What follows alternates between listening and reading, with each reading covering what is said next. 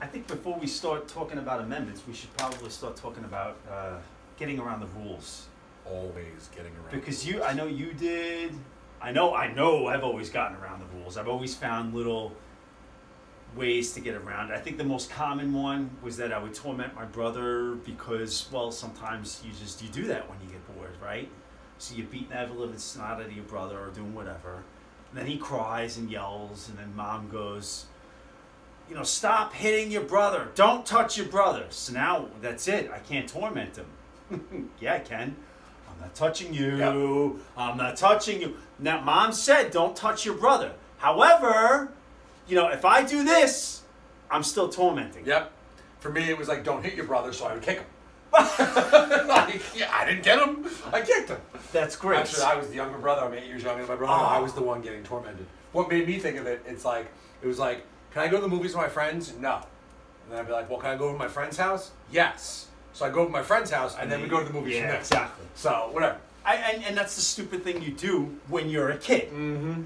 So now we talked about the new rules Yep. in the United States.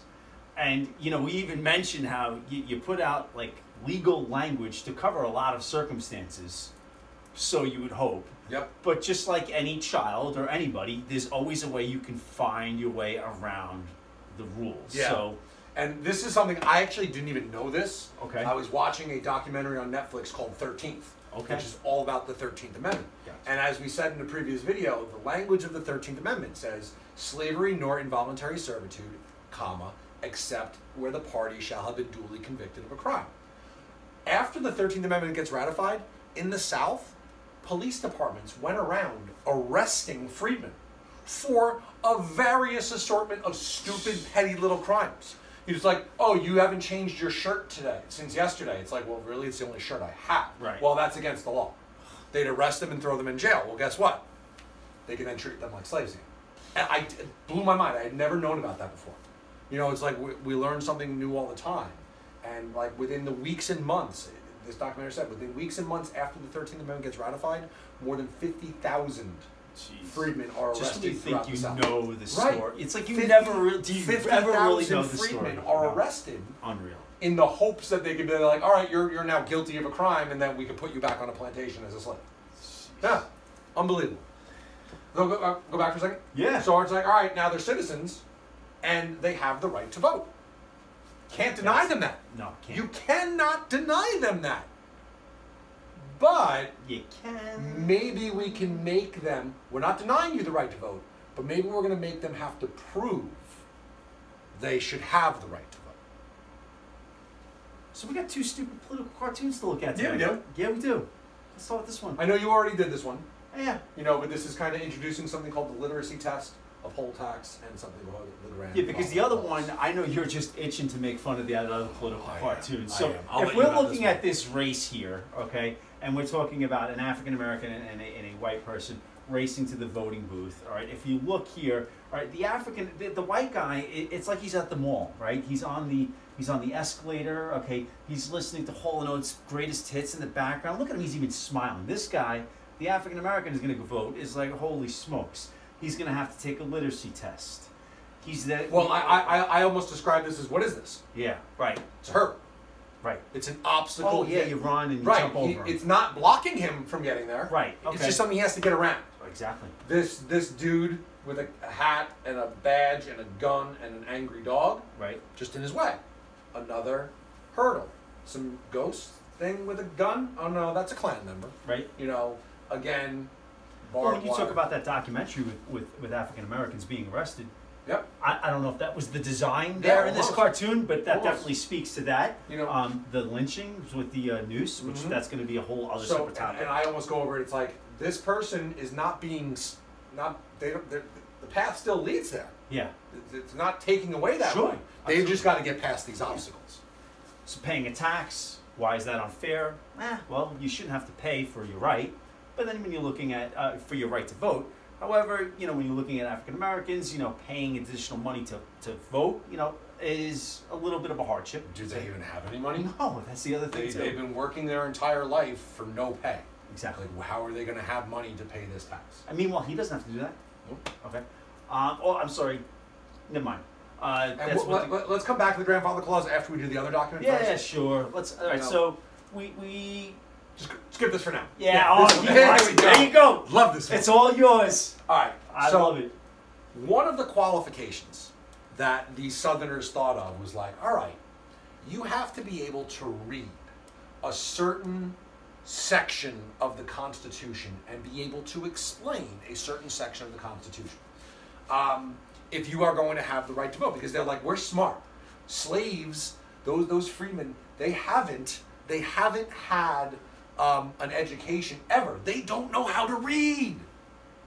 So here we see a freedman, and it's a little bit hard here, but he's kind of peeking around the corner at this aristocratic white guy, and he's got this huge smile on his face. And he's writing up here. I don't know if we can see it here, but it says, education, qualification. The black man ought to be educated before he can vote with us whites, Mr. Solid South. Now, confession. I will make a confession. I knew what was going on here. All right, I knew that this was just incomprehensible. I needed to look at the teacher key to find out what the heck was actually written here. Cause I'm so confused. I'm able to make out every other word because I know a student's going to look up here. Yep. You know, despite everything that's going on, it's like, what is going on up there? So basically, with these literacy tests, and if we go back for a second. With the poll tax and literacy tests, it's like, I'm a poor white farmer from the South. I myself am not educated. I was born and raised on my daddy's farm. I've worked that farm ever since I was 3 or 4 years old and could help milk the cows or whatever. Education, and now, not that important. And now it's my farm, yeah. and I got to grow my crops to feed my family. Yeah. But I still want to vote. So I show up to vote, and those white Southerners are like, well, we passed this law called the literacy test. You just got to be able to read and explain this. It's like, swirly line, Yeah. Tahi. Oh, okay. yeah, sorry, can't do that. Yeah. Can't do that. Oh, and you're required to pay a one-time fee to vote. All right, well here. Now here's something that I'm just going to shoot from the hip and address Here's on your penny. Here's because I know that there was a literacy test. I know you have an actual document for it, but I'm assuming that this probably went by state because this one, as clearly defined in the curriculum, was saying that you had to often read a part of the Constitution and explain it. Now some of the literacy, and boys and girls, these were in effect until the 1950s. Yeah. Till the 1950s. But the Voting Rights Act in 1964. Yeah. So you're talking about. So let's find another loophole. Like if I'm a white Southerner who can't read, but these literacy tests are meant to design to restrict the African Americans having the right to vote, enter something called the grandfather clause. So when you're looking at a grandfather clause, and when we look at it, it's often applied to building construction today. I think that's where I see it the most. Yes. Where when we look here how it's used, if a voter's father or grandfather had been eligible to vote on January 1st, 1867, the voter did not have to take a literacy test. So you're trying to find a way again to just get out of that. Now, who did this apply to? Pretty much, when you're looking back at 1867, if your grandfather had been eligible, or father had been eligible to vote. White people. Yeah, you're just looking at white people. Because the 15th Amendment of the Constitution, which was basically said you cannot deny people the right to vote based on the color of their skin, is not ratified by Congress until 70? Don't hold me to that. I think it's 1870. Don't hold me. I believe it's 1870. Yeah. Or maybe 1868. So they're like, hey, let's just pick a date before that was ratified, and this basically applies to all white people. So now poor white, go ahead. Poor white guy, well, this guy is rich, but uneducated white guy from the South shows up to vote. He's like, well, you have to read this section of the Constitution, or you have to do this. No, I don't. No, not anymore. Granddaddy had the right to vote in 1867. Anything else we need to address with this one? No. I mean, of course, it just starts here and then just everything else makes sense. So what we're trying to get at is, although slavery is abolished, right? Although African Americans are granted citizenship, although African Americans are granted the right to vote, African American men are granted the right to vote, there's a large portion of people in the South that do not want them to have these rights. You know, because if I'm the senator from Mississippi and there are more freedmen in Mississippi than there were white people, heck, I might lose my job. Right. You know, if those African Americans have the right to vote, and they might elect an African American to the Senate or the House of Representatives, which they did do. Until these voting right restrictions come about. The whole equality thing, you know, that doesn't happen overnight. This is not going to happen overnight.